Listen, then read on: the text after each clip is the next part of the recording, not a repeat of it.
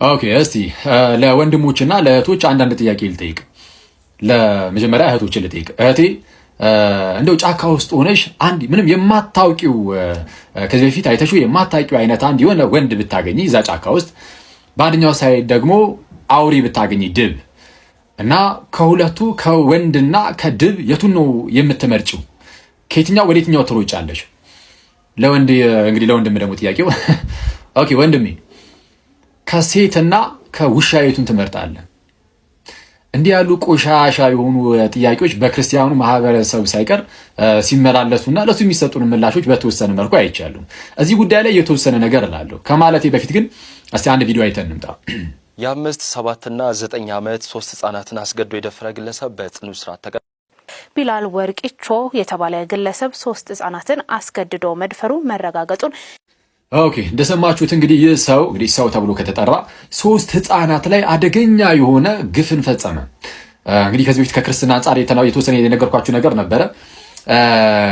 ከእስልምና አንጻር እንግዲህ ያው እስላም ነው መሰለኝ ቢላል ይላል ሰው። እኔ ከእስልምና አንጻር ምን እንደሚደረግ ምናምን ስለማላቅ እዛ ላይ ምንም መስጠት አልችልም ከእምነት አንጻር። ግን ጠቅለል ያለ አንድ ነገር ግን ማስቀመጥ ፈለኩኝ። ምንድነው ሶስቱ እነዚህ ህፃናት ላይ እንዲህ ያለ አደገኛ ግፍን ፈጽሞ ፍርድ ቤት ምን ያህል ዓመትን ቢፈርድ ጥሩ ነው? ጌስ 16 ዓመት። ዜና አንባቢውን ከሰማችሁት ህፃናት ነበር ያለው። እውነቱን ህፃናት ናቸው። የ9 ዓመት ልጅ እጅግ ህፃን ጨቅላ ትንጥዬ ልጅ ናት። የ9 ዓመት ሴት ማለት ነው፣ ወይም ህፃን ልጅ ሰው የ9 ዓመት ልጅ እንግዲህ ደፍሮ ልበል። ኦኬ እንደዚህ አይነት አደገኛ ነውርን እላዋ ላይ ፈጽሞ የሱ በጣም ሲገርመን ደግሞ ጭራሽ 2 ዓመት ዝቅ ብሎ የ7 ዓመት ህፃን ልጅ ላይ እንደዚህ አይነት ግፍ ፈጽሞ የ7 ዓመቱ ሲገርመን ከዛም 2 ዓመት ሙሉ ቀንሶ ደግሞ የ5 ዓመት ህፃን ልጅ ላይ እንደዚህ አይነት አደገኛ ነገርን ፈጽሞ ጋይስ የ5 ዓመት እኔ እንደው በቅዱስ ሚካኤል እንዴት ነው ሙዱ ራሱ ሊመጣ የሚችለው ለሰዎች የ5 ዓመት ህፃን ልጅን እንዲህ አይነት አደገኛ ነገርን ፈጸመ። ከዛም ፍርድ ቤት 16 ዓመት ቀጥቷል ይላል። በጣም የሚያስገርመው ደግሞ 16 ዓመት የተፈረደበት ሰው አይታወቅም። 3 ዓመት 4 ዓመት ዝም ብሎ ቆይቶ ሊወጣም ደግሞ ይችላል። የነገር ነው። ኦኬ አየህ፣ በምድር ላይ ስትኖር እውነተኛ ፍርድ ላታየት ይችላል። እውነተኛ የሆነ ፍትህ ሳቲስፋይ የሚያደርግ በደንብ የሚያረካ ላታየት ትችላለህ። እግዚአብሔር ግን የእውነት ይፈርዳል። ምክንያቱም የእግዚአብሔር ቃልም እንደሚናገረው እውነተኛ ዳኛ እርሱ ስለሆነ አይ በምድር ላይ እንዲህ ያለ ፍትህን እንደው ባይታይ ራሱ ባይገኝ ራሱ ግን እንዲሻሻል ደግሞ ሰዎች የራሳቸውን ደግሞ ኃላፊነቶች ይወጣሉ። ራይት ማለት ለምሳሌ ድምጽ በመሆን ሊሆን ይችላል። ሚዲያው አንድ ካመጣቸው በጎ ነገሮች አንዱ እሱ ነው። ድምጽ ልትሆን ትችላለህ። ለምሳሌ ለህፃናት፣ ከዛ ቀጥሎ ለእህቶች።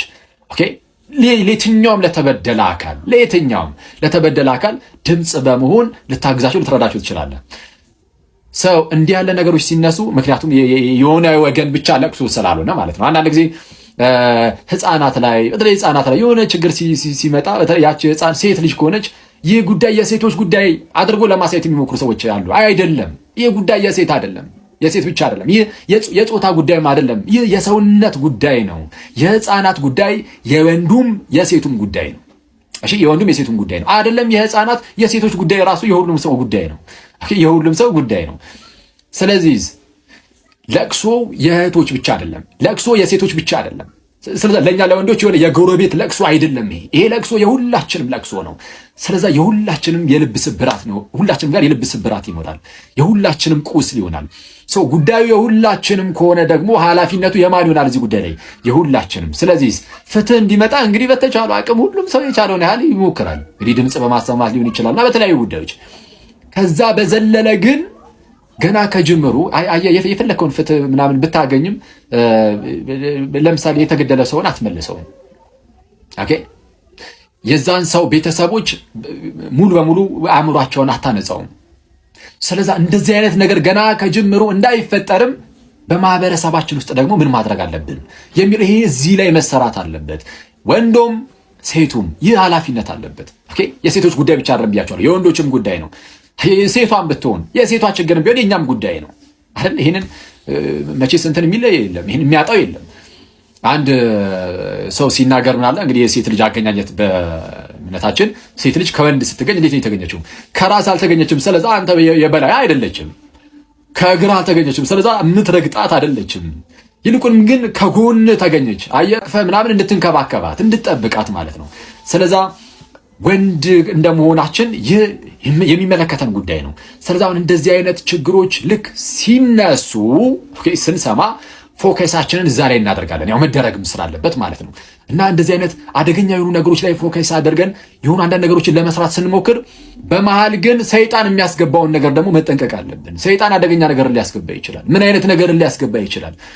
ለምሳሌ ሰይጣን በጾታ መካከል ይከፍልና በወንድ እና በሴት መካከል ከፍሎ ሴቷ በወንዱ ዘንድ የተጠላች እንድትሆን የረከሰች እንድትሆን፣ ወንዱ በሴቷ አይን የተጠላና የረከሰ እንዲሆን አድርጎ እንዲሳል ያደርጋል። ስለዚህ መገፋፋትን፣ መጠላላትን ማስተማር ይጀምራል። እንዲህ ያለ መርዝን ሰይጣን ሊያስገባ ይችላል። ስለዚህ ለዚህ በጣም ጥንቃቄ ያስፈልጋል። አንዳንድ እንደው ከማያቸው አንጻር ይህን መናገር እንዳለብኝ ስለተሰማኝ ነው የጠየኳችሁ። ጥያቄው መጀመሪያ ላይ ሲገባ ይህንን የሚያሳይ ነው። አንድም ሴቷ ጫካ ውስጥ ሆና እንደው የማታውቀው እንደው ክፉን ጥሩን እንኳን የማታውቀው አንድ ወንድምን አይታ ጫካ ውስጥ ግን ደግሞ በጎን ደግሞ አንድ አውሬ የሚበላት ምንም የማያስብ ራሽናል ሰው ነው እዛ ጋር ያለው የማያስብ አንድ አውሬ የሚባል አውሬ ታያለች። ከዛ የቱን ትመርጫለች ስትባል ሴቷ የቱን ልትመርጥ?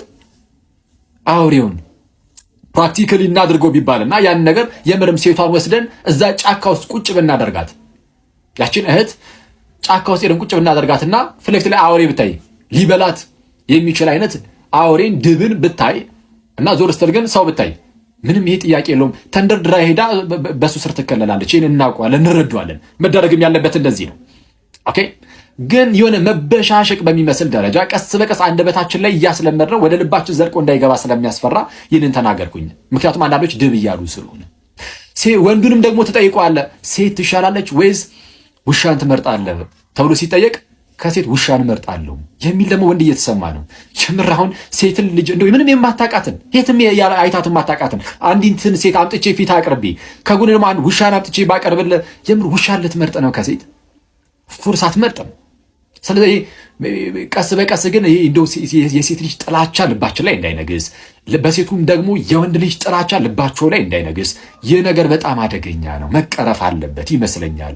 እንዲህ ያሉ ነገሮችን የሴትን ልጅ ጥቃት፣ የህፃናትን ጥቃት መቃረን ወይም ደግሞ መፍታት የሚቻለው ወንዱ እና ሴቱ አንድ ላይ ሆኑ፣ ወንድሞች እህቶች አንድ ላይ ሆኑ ተፋቅረው ተያይዘው እሱን ጥሩ ያልሆነውን ነገር መቅረፍ ነው። አየህ በወንድና በሴት መካከል ያለው ክብርና ፍቅር እንደተጠበቀ ይሆንና ሁለቱ እጅ ለእጅ ተያይዘው በመካከላቸው የገባውን ያንን ነውር ለማስወጣት ይሰራሉ። አሁን እየተደረገ ያለው ግን አንዳንድ እንደው እስካየው ድረስ እንዲህ ተያይዘን እንስራ ሳይሆን እየተገፋፋ ነው። ወንዱ ሴቷን እየገፋ ሴቱ ወንዱን እየገፋች እየተገፋፋን በቃ በመለያየት ውስጥ ነገሩን እንቀርፋለን ብሎ የማሰብ አይቻልም። ይሄ ክርስቶስን በወንድምና በእህት መካከል ለማውጣት መታገል ነው። ኦኬ። በእህቴና በድብ መካከል አይደለም ክርስቶስ ያለው። ክርስቶስ ያለው በእህቴና በእኔ መካከል ነው። በእህቴና በእኔ መካከል ያለውን ክርስቶስን አውጥቶ ጭራሽ ከድብ ጋር የሚያዛምድ ምንም ነገር አይኖርም። ስለዛ ምንድነው በመካከላችን ያለውን ክርስቶስን ያንን ማዕከል የሆነውን ክርስቶስን አጉልቶ ማሳየት በቃ ያስፈልጋል። አየ ይህ ኃላፊነቱ ከወንድም ከሴትም አልፎ ኢቭን የቤተ ክርስቲያን ኃላፊነት ነው የምንለው ለዚህ ነው። እና በእኔና በእህቴ መካከል ያለው ክርስቶስ በደንብ መታየት ሲጀምር በክርስቶስ የተዛመድን ስንሆን ከክፋት ሁሉ እንርቃለን። እንዲህ ያሉ ነውሮች እየጠፉ ይሄዳሉ። ከክርስትና ወጣ ብለን ዝም ብለን ብሮድሊ እንያው ካልንም ሰው እንደመሆናችን የትኛውን ቤተ እምነት ብትሆን እንደሆነ ዋይዝሊ ነገሮችን መመልከት ተገቢ ነው። ኦኬ። ወንድሞችንና እህቶችን የሚያቀራርብ ነገር አድርጎ ከዛም በዛ ውስጥ ደግሞ ያንን ነገር መቅረፍ ይሰበካል እንጂ እየተለያየ አንደኛው ጽንፍ ላይ ወንድ አንደኛው ጽንፍ ላይ ሴቱ ቁጭ ብላ እየተወራወሩ እንዲህ ያለ ነገር በጣም ቆሻሻ የሆነ አስተላለፍ ይሆናል። ስለዛ በጣም መጠንቀቅ እንዳለብን ይሰማኛል። ይቆየን።